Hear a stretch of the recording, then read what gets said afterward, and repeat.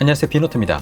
삼성은 갤럭시 Z 폴드 6 출시 후 3개월 만에 이례적으로 갤럭시 Z 폴드 스페셜 에디션이라는 새로운 폴더블 폰을 출시했습니다. 갤럭시 Z 폴드 SE는 기존 폴드보다 더 넓은 화면과 얇은 두께, 그리고 더 좋은 카메라를 탑재한 것이 특징인데요. 중국과 우리나라에서 한정 수량을 판매하고, 특히 우리나라에서는 온라인과 오프라인을 합쳐도 수백 대 수준의 적은 수량을 판매했다고 알려지면서 사고 싶어도 못 사는 폰이 되었습니다.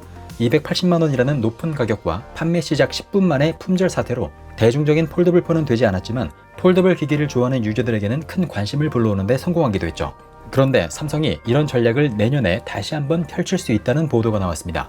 이번에는 갤럭시 S25의 스페셜 에디션입니다. 이번에도 동일하게 두께를 줄인 슬림이 주 컨셉이고요. 같은 네이밍 규칙을 따른다면 갤럭시 S25 스페셜 에디션, 즉 갤럭시 S25 SE가 될 전망입니다.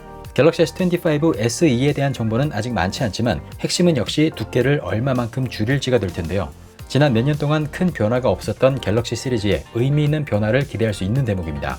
두께를 줄이기 위해서는 부품의 변화도 동반되는 만큼 갤럭시의 성능과 디자인까지도 달라질 것으로 예상해 볼 수 있겠죠. 두께를 줄이면서 내구성을 보장하고 향상된 배터리 기술을 적용해서 적지 않은 사용 시간을 보여준다면, 갤럭시 S25 SE는 갤럭시 S 시리즈의 새로운 활력소가 될 가능성도 있습니다. 갤럭시 S25 SE 모델 역시 갤럭시 S25 시리즈와 동시에 출시하지 않고 시간차를 두고 출시한다고 알려져 있습니다. 1월 출시 예정인 S25 시리즈 판매에 영향을 끼치지 않으면서 8월 출시 예정인 폴더블 시리즈와도 겹치지 않도록 S25 SE 모델은 내년 4월에서 5월경에 출시할 것으로 내다보고 있습니다. 다만 갤럭시 S25 SE도 정식 출시 제품이 아닌 만큼 소량만 출시한다고 하는데요. 시장에서 반응이 좋다면 갤럭시 S26부터는 정식 라인업에 추가될 가능성이 높다고 소식통들은 전하고 있습니다. 이번 갤럭시 S25 SE의 출시 소식은 내년 출시 예정인 애플의 슬림 아이폰 17 에어의 출시 소식과 무관하지 않다고 보고 있습니다. 구체적인 정보가 들리고 있는 아이폰 17 에어는 6.6인치 디스플레이에 두께는 약 5mm 정도로 아이폰 16 프로의 8.25mm보다도 큰 폭으로 두께를 줄인 것이 특징입니다. A19 칩셋과 8GB의 램을 탑재하고 알루미늄 프레임을 채택해서 기존 모델보다 무게까지 줄인다고 알려져 있습니다. 다만 두께를 줄이기 위해서 큰 부피를 차지하는 카메라 모듈의 수를 최소화했기 때문에 4800만 화소의 단일 후면 카메라가 탑재된다고 하는데요.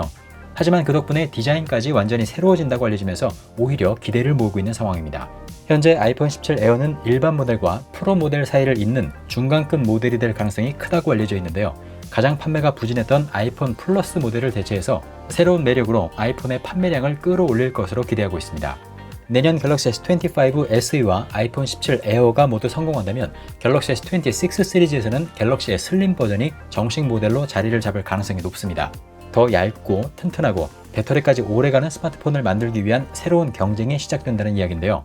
AI를 잇는 새로운 스마트폰 트렌드로 슬림화가 자리를 잡을 수 있을지 우선 내년에 처음 만나볼 가능성이 높은 갤럭시 S25 SE를 주목해봐야겠습니다.